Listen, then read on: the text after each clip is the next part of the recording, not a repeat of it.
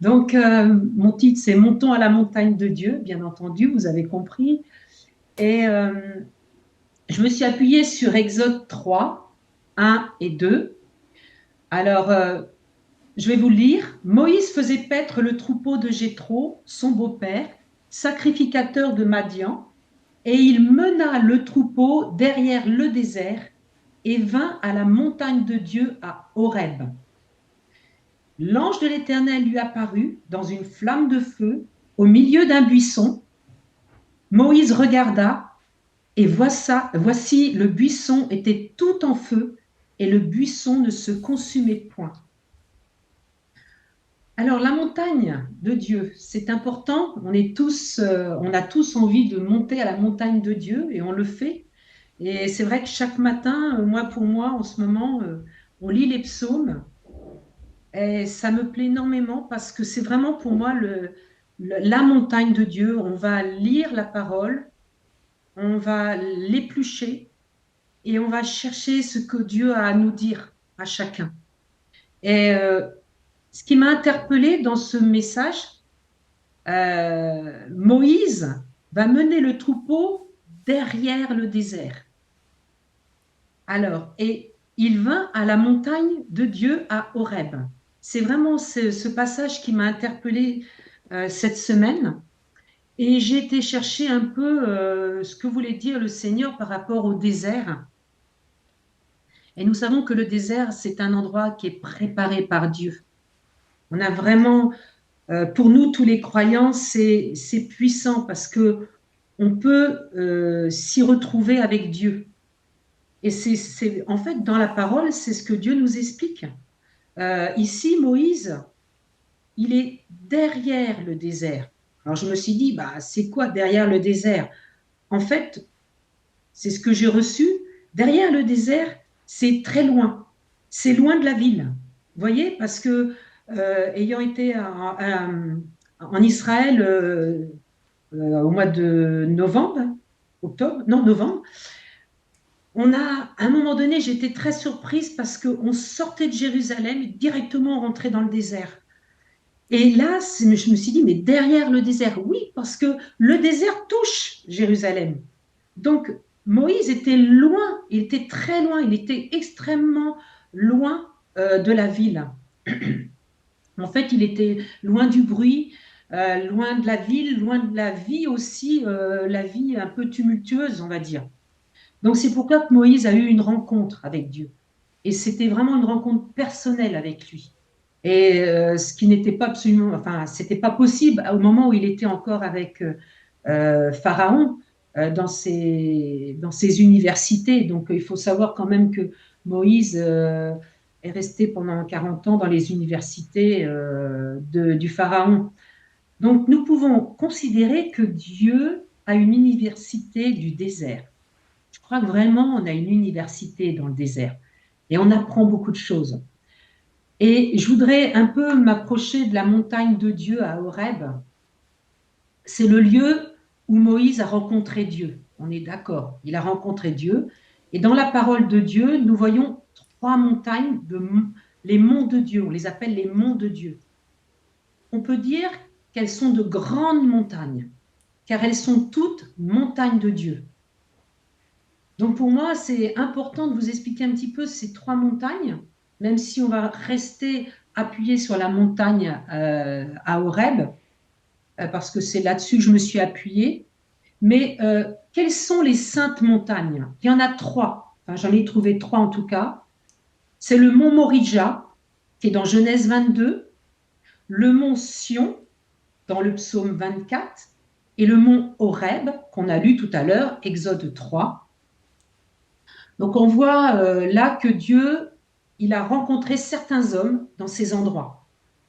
Mais nous voyons aussi que ces montagnes, elles représentent des principes de base.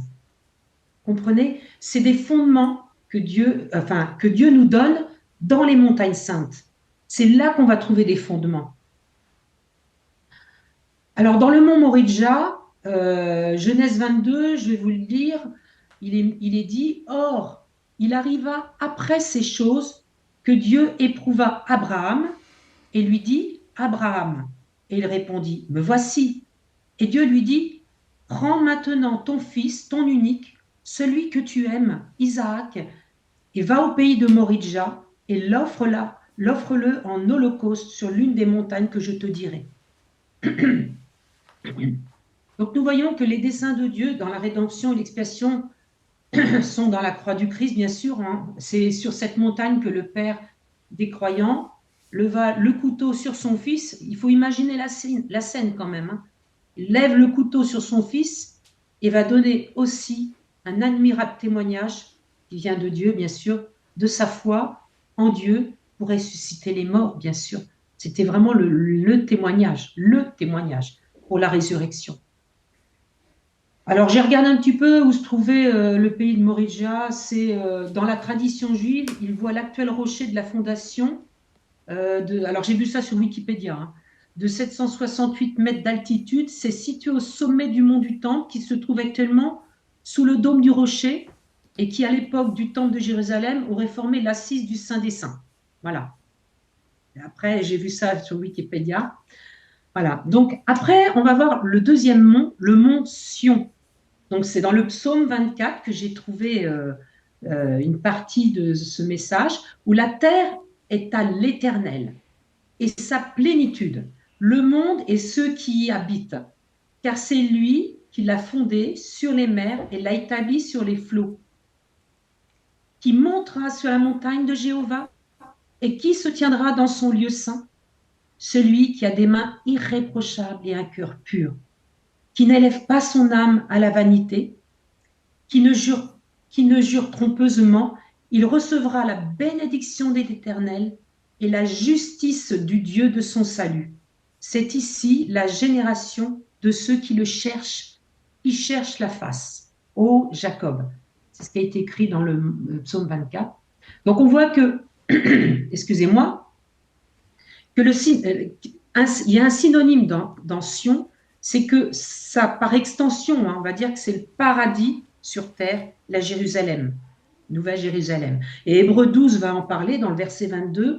Mais vous, vous êtes approchés de la montagne de Sion, de la cité du Dieu vivant, la Jérusalem céleste des myriades qui forment le cœur des anges. Donc vraiment, le mont Sion, c'est vraiment représentatif. Hein.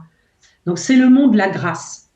Hein. Lorsque l'homme échoue, Dieu a une grâce extrêmement grande et on peut dire que c'est au mont Sion. Voilà. Romains 5, 20 va nous dire encore, or la loi est intervenue pour que l'offende abonde, mais là où le péché a abondé, la grâce a surabondé.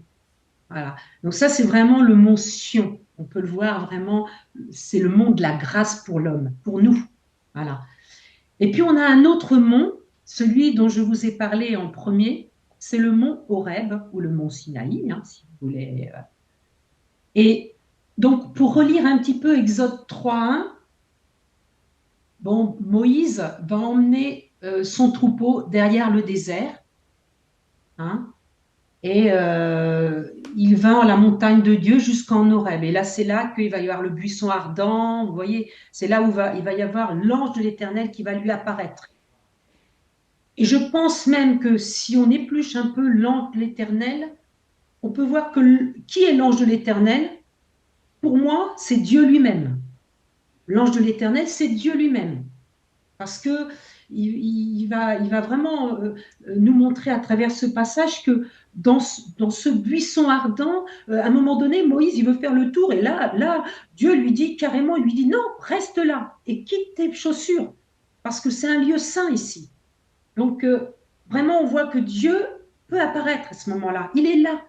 Dieu, et à plusieurs reprises dans la parole, on le voit aussi apparaître, même au moment de Agar, il est parlé de l'ange de l'Éternel, Agar, la servante de Sarah, où quand elle fuit sa maîtresse parce que, voilà, elle est odieuse avec elle, elle fuit sa maîtresse, elle s'en va et elle va rencontrer Dieu. Et à un moment donné, Agar va même appeler ce passage, je crois que si je ne me trompe pas, tac, tac, tac, tac, que je ne dise pas de bêtises, Ata El Roi. Elle va dire, toi Dieu, tu m'as vu, tu me vois. voyez, elle parle directement à Dieu. Voilà, donc on peut voir un certain passage, et je crois que c'est pas, il n'y a pas eu beaucoup, hein, mais je crois que c'est un ou deux passages que Dieu a parlé directement. Voilà. Donc pour revenir un petit peu au message de Dieu sur le mont Sinaï, euh, on voit que dans le mont Sinaï, il va se passer quelque chose. Parce que le mont Horeb, ça veut dire assèchement, lieu sec. Donc, Dieu va donner un message à Moïse. Et le peuple, il n'est pas prêt à obéir à la loi, au commandement que l'Éternel a écrit. D'ailleurs, on va voir à un moment donné que Moïse va briser les tables, va détruire le veau d'or aussi. Donc, vous connaissez toute cette histoire. Hein. Il va aider les Israélites à se repentir. Il va les aider à se souvenir de leur vrai Dieu. Et puis Moïse va demander à l'Éternel de pardonner aux Israélites aussi et de leur faire de nouveau des promesses. C'est important ça. Sur ce mont Horeb, il va se passer quelque chose de très très important et qui va être pour nous aussi important. Donc la loi, pour moi, enfin, je pense que la loi n'est pas dure ni difficile, si vous voulez. Parce qu'en fait, Dieu nous a donné une loi. Le problème, il n'est pas au niveau de la loi, il est au niveau de la nature humaine. Pour moi, c'est nous qui sommes le problème. Et Romains 8,3 va nous l'expliquer d'ailleurs dans ce passage, car il dit que ce qui était impossible à la loi, parce que la nature humaine la rendait impuissante, Dieu l'a fait. Et il a condamné le péché dans la nature humaine en faisant quoi? Eh bien, en envoyant à cause du péché son propre enfant, son propre fils, dans une nature semblable à celle de l'homme pécheur. Vous voyez, c'est vraiment, et la loi, elle est pour nous importante parce que c'est ça qui va nous permettre de nous rétablir sur le bon chemin. Mais notre nature, elle est très, très réticente. Voilà, donc ça, c'est vraiment important pour nous de rentrer euh, dans ce passage de la parole où le mont Horeb a été un endroit où Dieu a pu parler à Moïse pour nous. Voilà, c'est vraiment ça. Et ça nous a permis de rentrer dans des temps forts de nos vies. On peut savoir aujourd'hui que si on monte sur la montagne, on peut entendre Dieu. Et on va voir aussi, à un moment donné, une fois que tout est bien organisé, parce que il y a eu plein de choses, hein, il va falloir qu'à un moment donné, le peuple parte. C'est là où je veux en venir. Le peuple va devoir partir. Et on voit dans Deutéronome 1, versets 6 à 8, on va dire 6 surtout, l'Éternel notre Dieu nous a parlé à Horeb en disant, vous avez assez demeuré dans cette montagne. Et ça m'a interpellée. Et au verset 7, il va dire, tournez-vous et partez. Alors, il leur donne des indications, allez à la montagne des Amoréens et dans tout le voisinage, dans la plaine, sur la montagne, dans la vallée, dans le Midi, sur la côte de la mer, au pays des Cananéens et au Liban. Vous voyez un peu tout ce qu'il demande de faire, jusqu'au grand fleuve, au fleuve d'Euphrate. Et au verset 8, il dit, voyez, j'ai mis le pays devant vous. Allez et prenez possession du pays que l'Éternel a juré de donner à vos pères. Abraham, Isaac et Jacob, et leur postérité avec eux. Donc nous voyons dans les Écritures que la montagne de l'Éternel représente un endroit spirituel. C'est élevé, il est élevé.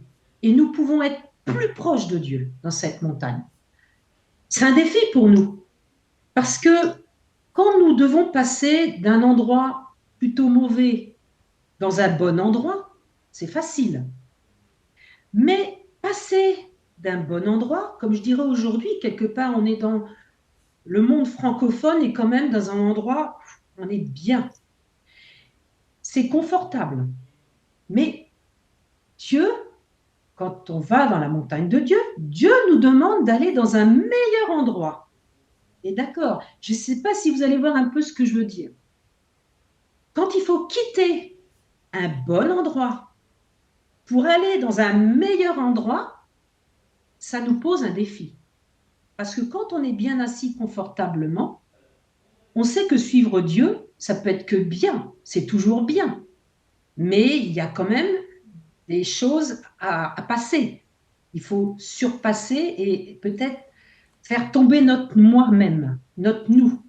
Et c'est ce que je dis dans... Bon, pour moi, c'était important de le mettre en avant parce que le peuple de Dieu, il a connu un dilemme à ce moment-là.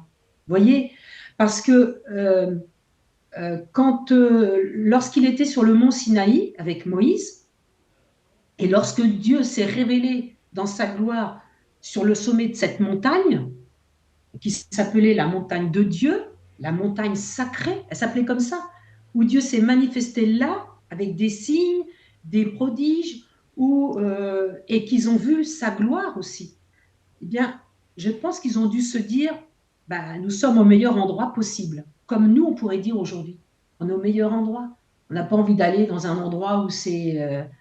hein. On pourrait se dire ça. Pour certains, oui. Hein.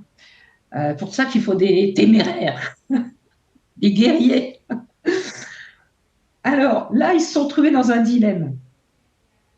Donc pendant un an, Moïse est rentré dans la nuée jusqu'au sommet. Donc il faut savoir ça quand même. Imaginons ça, un peu cette histoire où là il est rentré pendant un an dans la gloire de Dieu. Il a reçu des choses. Donc il est rentré dans la nuée jusqu'au sommet. Il a reçu toutes les instructions du tabernacle. Ils ont construit le tabernacle. Et une fois terminé, Dieu a mis sa gloire dedans. Il est venu remplir le tabernacle de sa gloire et par-dessus tout, sa nuée l'a couvert. Et il a couvert le tabernacle de sa nuée. Et il se passait des choses là. Il y avait des choses merveilleuses qui se passaient. Et bien là, Dieu dit, peu après, eh bien maintenant, il faut que vous partiez. Donc là, vous avez assez demeuré dans cette montagne. Ah, donc il y a un ordre de se mettre en mouvement. Car la gloire de Dieu ne s'arrête pas là. Elle ne s'arrête pas à un endroit. Voilà. Le mouvement, c'est ça. Il faut la gloire va continuer son chemin. Et nous, si on veut continuer, il faut bouger aussi. On a besoin de bouger. Donc, il y a un mouvement de Dieu qui veut nous emmener dans un endroit supérieur qui est confirmé dans Hébreux 12, 18.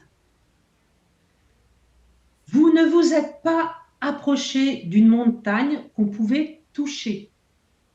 Alors, je fais la suite, et au verset 22, mais vous vous êtes approché de la montagne, donc là c'est la montagne de Sion, de la cité du Dieu vivant, la Jérusalem céleste, des myriades qui forment le cœur des anges.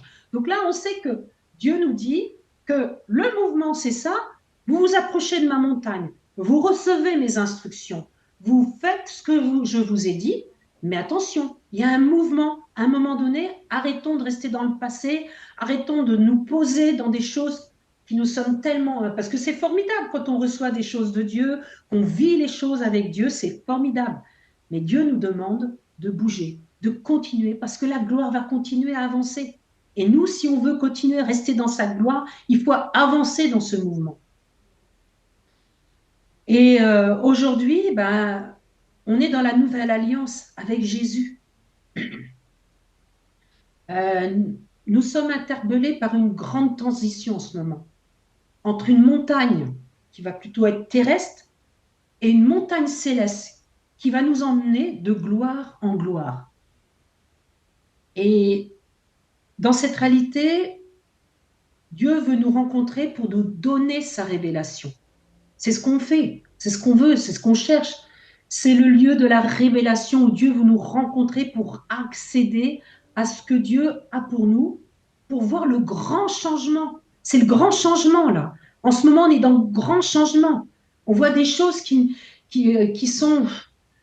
on n'aurait jamais pensé qu'il se passerait des choses comme ça. Mais nous, aujourd'hui, on est dans la nouvelle alliance avec Jésus, de gloire en gloire. C'est ça, c'est notre image. Et j'ai pensé à un moment donné à la montagne de la transfiguration avec Jésus. Parce que Jésus, assez, a fait un moment quelque chose de très important. Jésus, il avait l'habitude d'être avec son papa, d'aller prier à la montagne et être seul avec son papa. Mais là, lorsque Jésus a amené ses trois amis, ils vont voir Élie et Moïse discutant avec Jésus de son départ à la mise à mort sur la croix. C'est ce qu'il disait, enfin, c'est de ça qu'il parlait. Mais les trois amis, ils n'entendaient pas ce que disait Jésus avec Élie et j'ai perdu son nom, Élie et Moïse, pardon, excusez-moi. Alors on va lire Matthieu 17, verset 18. 6 jours après, Jésus prit avec lui Pierre, Jacques et Jean, son frère, et il les conduisit à l'écart sur une haute montagne. On y vient encore, une haute montagne. Il fut transfiguré devant eux. Son visage resplendit comme le soleil, et ses vêtements devinrent blancs comme la lumière. Et voici Moïse et Élie leur apparurent, s'entretenant avec lui. Pierre, prenant la parole, dit à Jésus, Seigneur, il est bon que nous soyons ici. Si tu le veux, je dresserai ici 3 tentes, une pour toi, une pour Moïse et une pour Élie.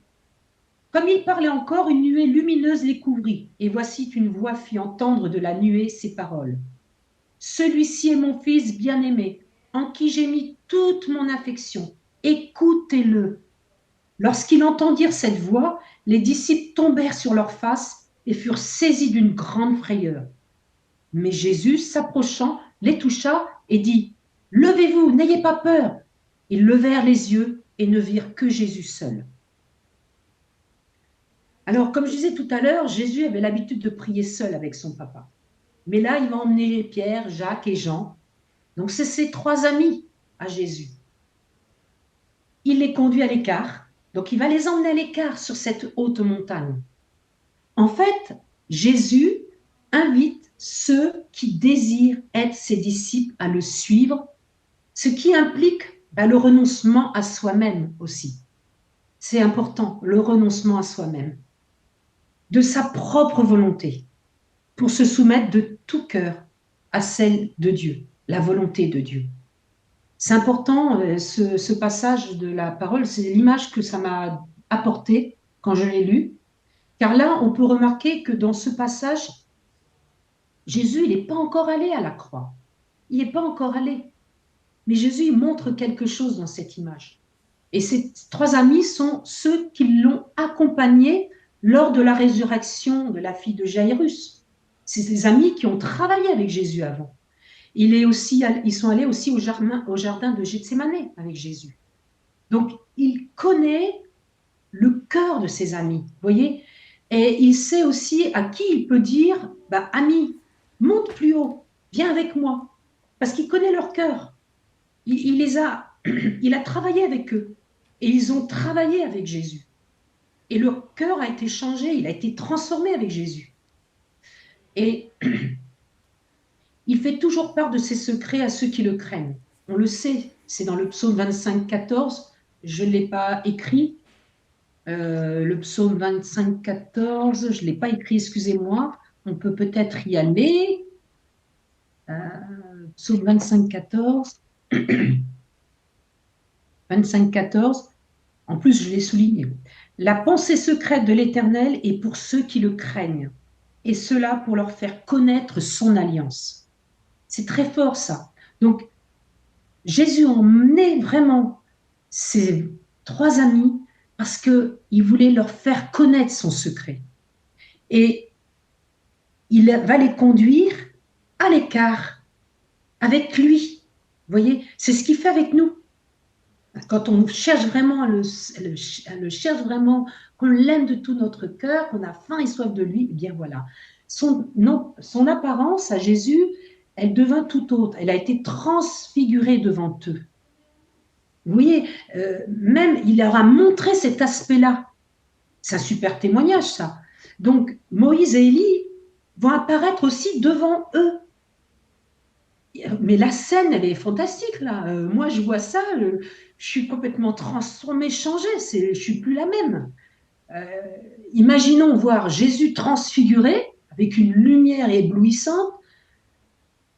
Il voit Moïse il voit Élie, mais vous imaginez, imaginons qu'on voit la personne qu'on aime. Il y a des personnages dans la Bible qu'on aime beaucoup.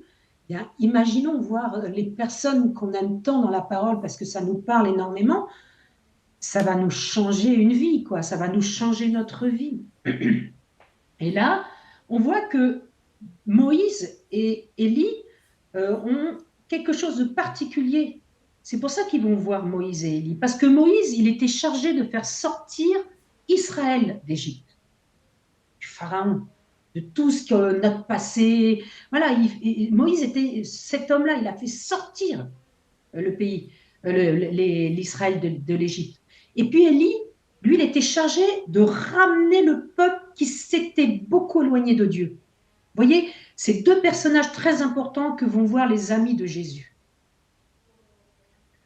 Alors, mais quand Christ est venu, il a accompli à la perfection son œuvre à la croix. On sait que Jésus, il a tout fait à la perfection. L'homme, en fait, il est arraché à ce monde. On est d'accord, on a tous été arrachés à ce monde. Dans cette scène, on va dire, Moïse va représenter les rachetés. C'est vraiment les rachetés appelés à passer par la mort. Parce que c'est ça. Et on accepte de donner nos vies à Jésus. Et donc, on fait demi-tour, on revient et on suit Jésus. Seul Jésus est notre maître. Seul Jésus est celui qu'on regarde. Et Élie, c'est celui qui va transformer et nous changer en une autre image.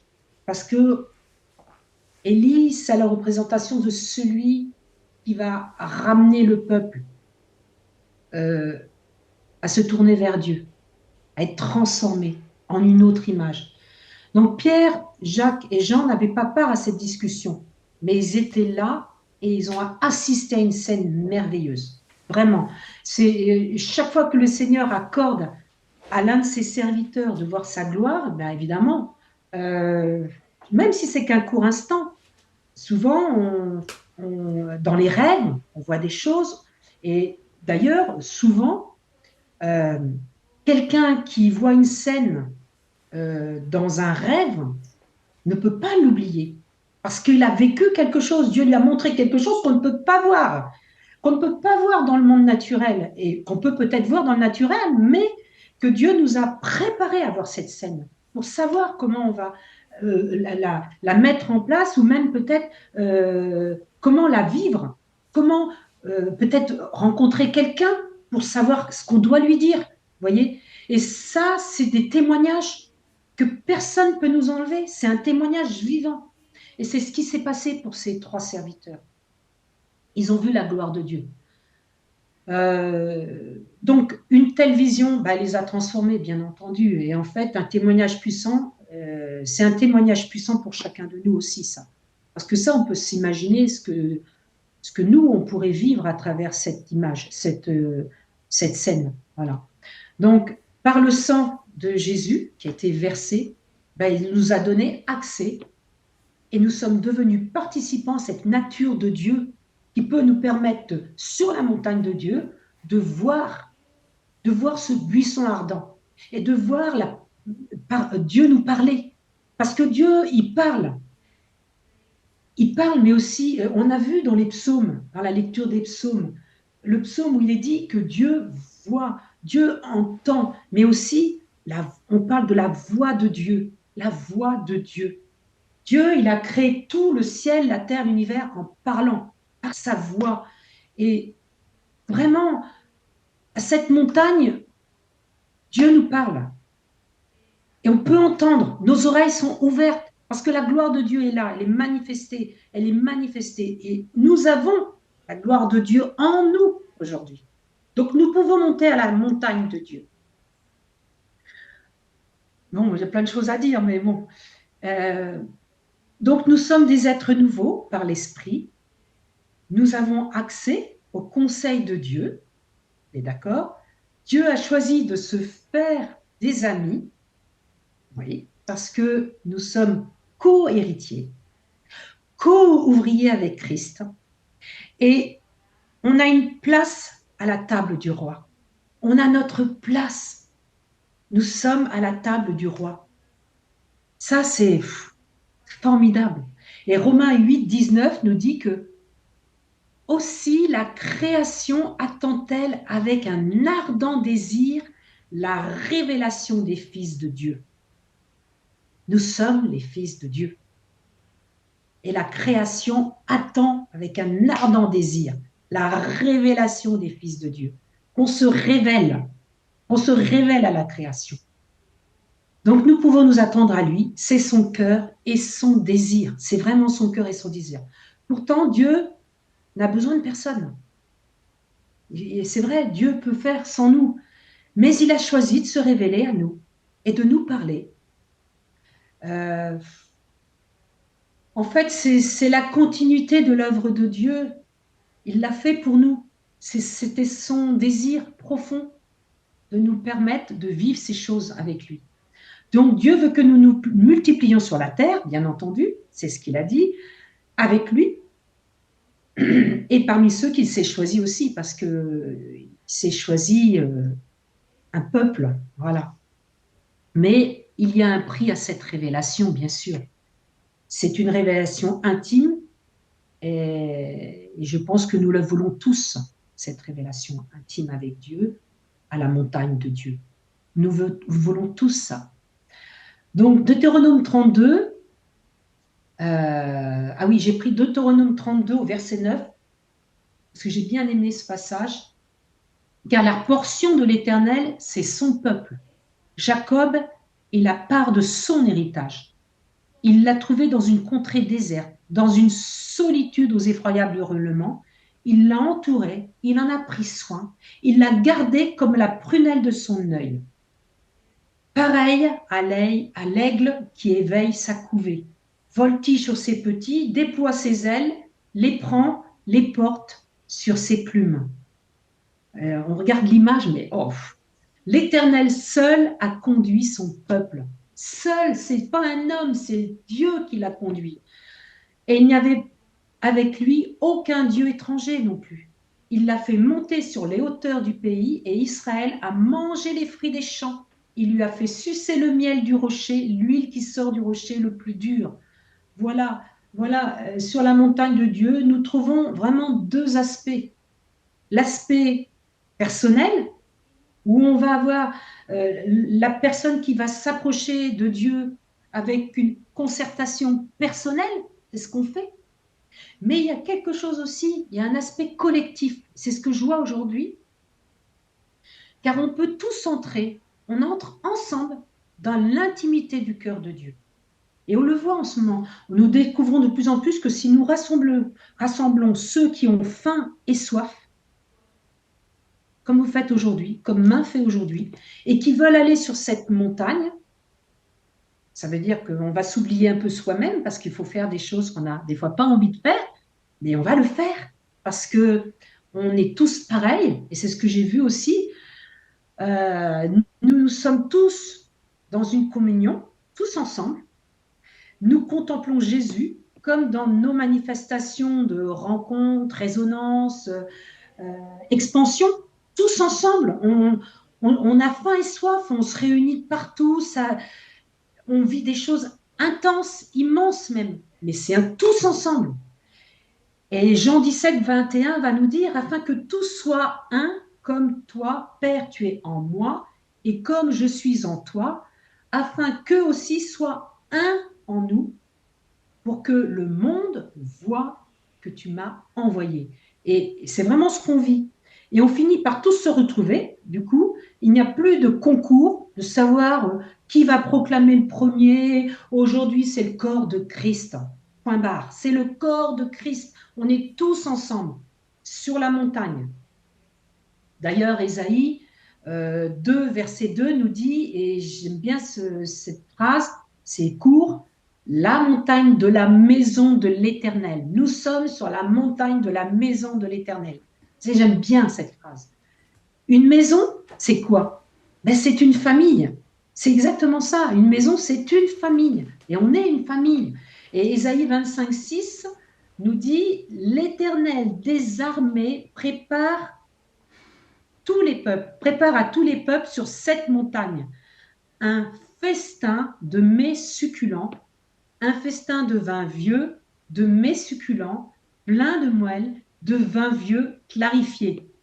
Ben, je ne sais pas si vous avez envie de prendre ça. Moi, j'ai envie. Et ça me fait penser au message qu'on a. Vous savez, je ne sais plus si c'était expansion, vous aviez dressé une table avec des mets succulents. Ça me rappelle ça, à ce moment-là. On était toute une famille. Et j'ai vu plusieurs personnes qui ont eu les larmes parce qu'on s'est assis en famille, comme Ésaïe 25:6. Ne pleure pas, Domi, ne pleure pas. Et c'était merveilleux ça, parce que même moi, ça m'a touchée, et je pense que je ne suis pas la seule à avoir été touchée.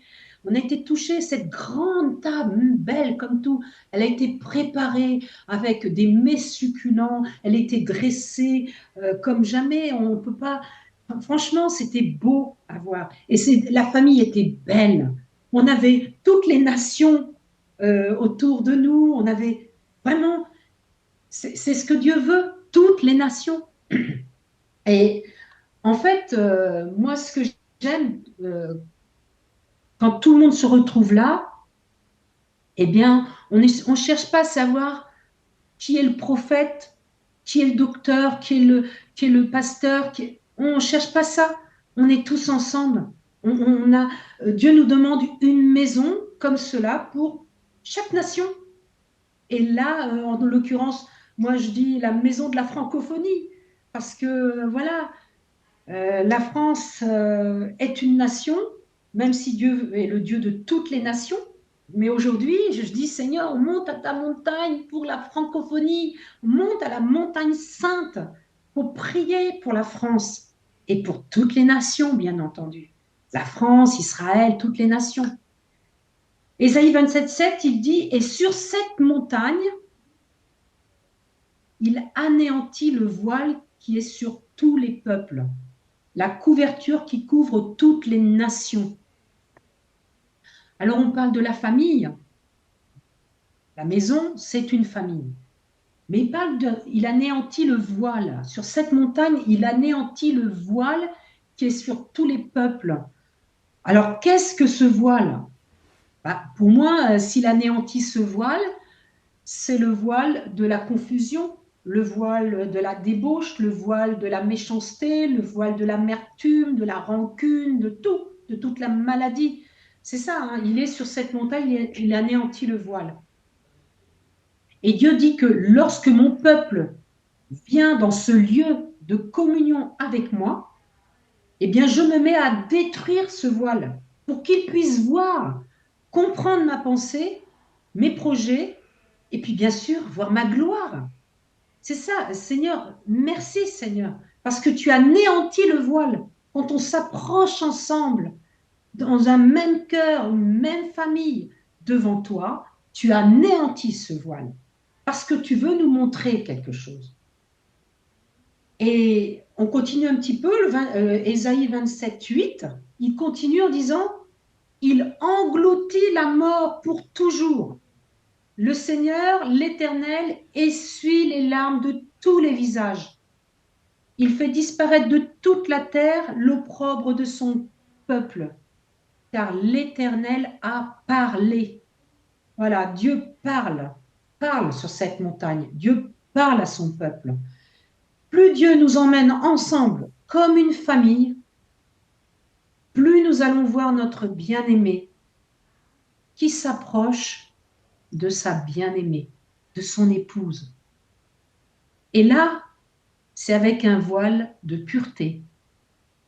Et imaginons l'époux qui s'approche de son épouse avec son voile. Qu'est-ce qu'il fait?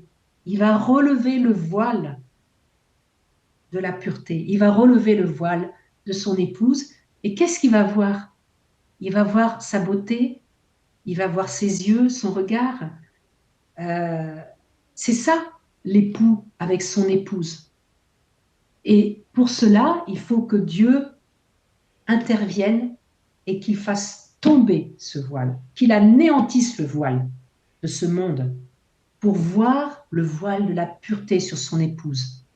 Ça m'a vraiment parlé, le voile de la pureté, parce que j'ai vu une image avec c'était une image certainement chrétienne, avec une mariée et elle avait son voile. On voyait le visage et la lumière à l'intérieur et il y avait une main qui soulevait le voile. Et là, ça m'a parlé. J'ai dit, mais oui, c'est ça, Seigneur. Tu veux anéantir le voile de la confusion, le voile de ce monde pour que ton épouse retrouve le voile de la pureté où tu vas pouvoir découvrir ton épouse sans tache, sans ride, belle et magnifique. Voilà, donc nous allons découvrir de nouvelles choses en lisant la Bible, comme nous faisons chaque matin. Ah, pardon, je me suis trompée. Ésaïe 25. Ah, c'est 25, pardon. Merci. Je me suis trompée. 25. Oui, en plus, c'est marqué 25. Pourquoi j'ai dit 27? Oui, effectivement. Eh bien, merci. Au moins, il y a des gens qui suivent.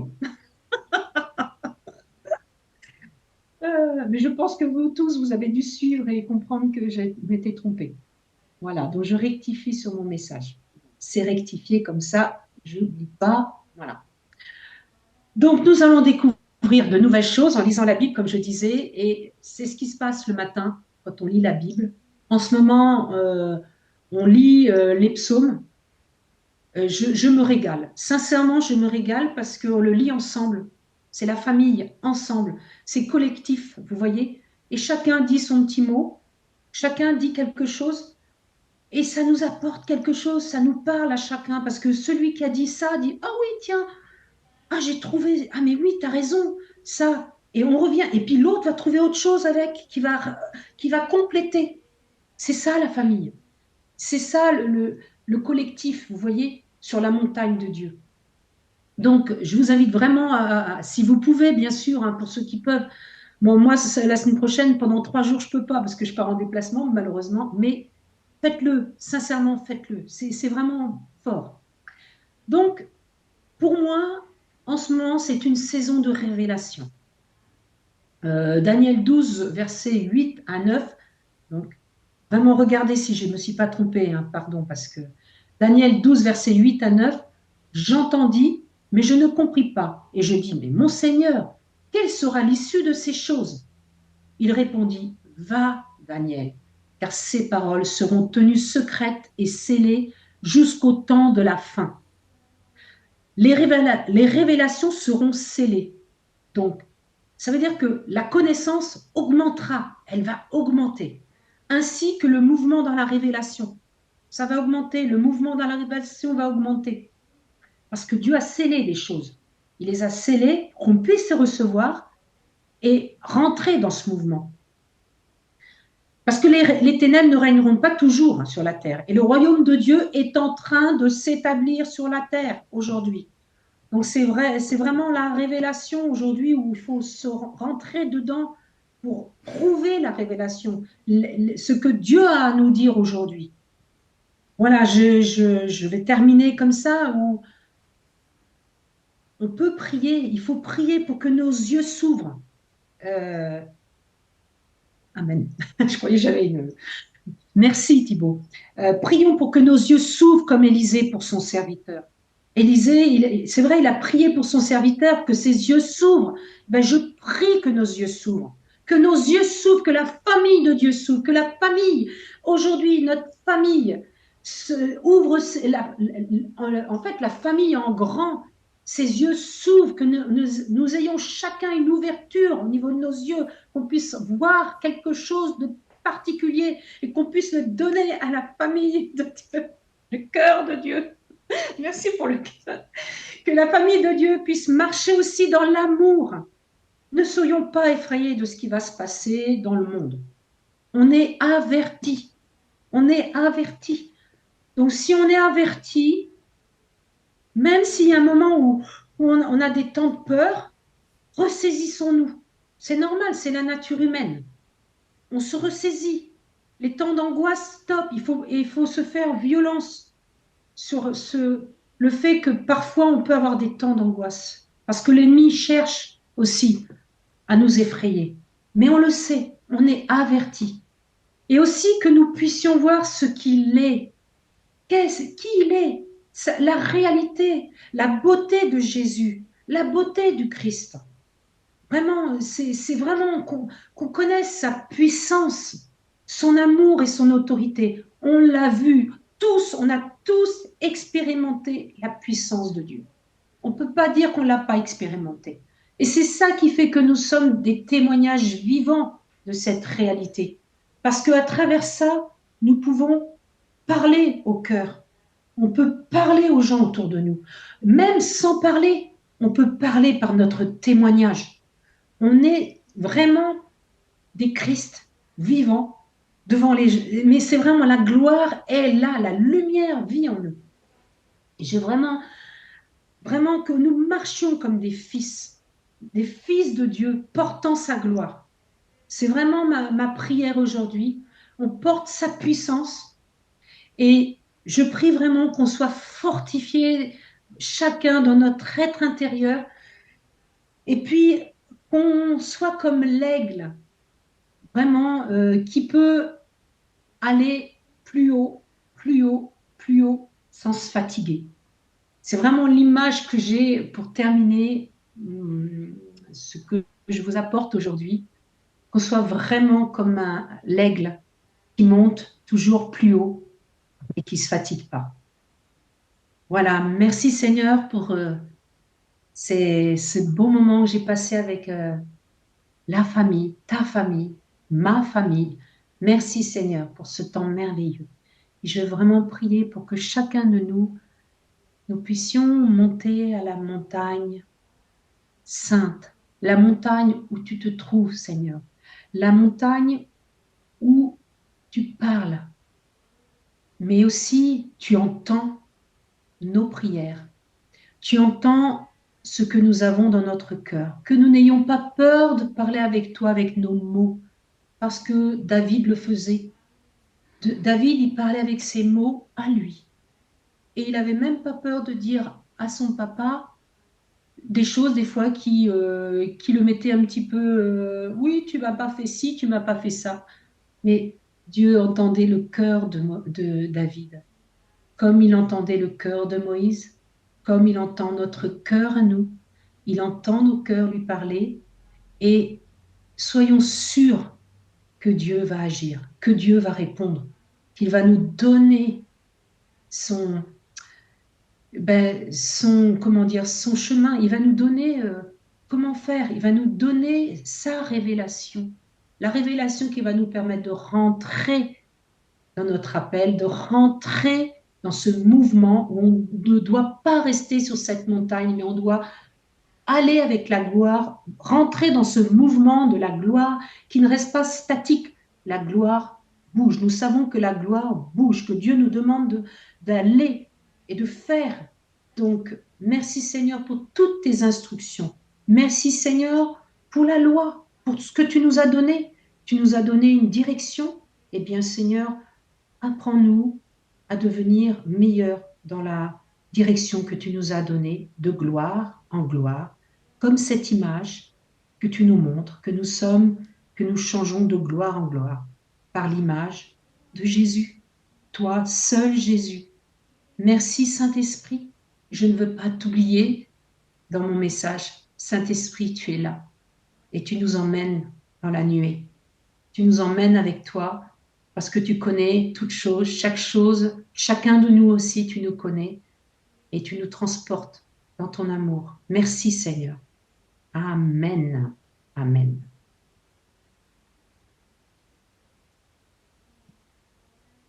Voilà.